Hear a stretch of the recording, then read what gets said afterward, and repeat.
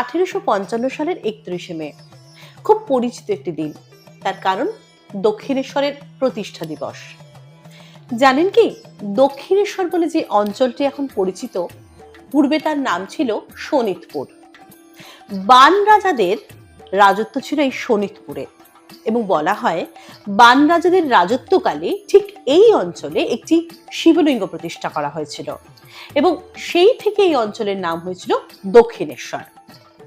অবশ্য রানী রাসমণি যখন ভাবনা চিন্তা করে এই অঞ্চলটিকে বিবেচনা করেন মন্দির প্রতিষ্ঠার জন্য, তখন কিন্তু বান রাজাদের আমল কেটে গিয়েছে।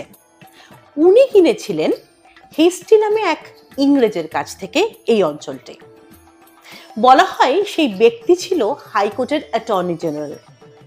সেই সময় 55,000 টাকা দাম পড়েছিল এই জমিটির।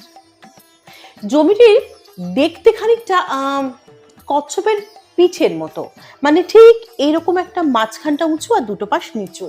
বলা হয় এইরকম জমি নাকি তন্ত্র সাধনার জন্য আদর্শ জমি।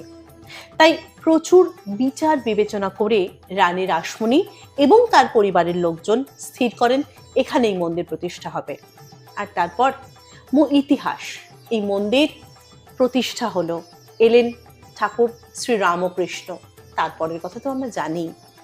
ভাবুন, একটা ছোট্ট অঞ্চল যেটা ছিল শোণিতপুর, সেটা আজ মা ভবতারিণীর লীলাক্ষেত্র।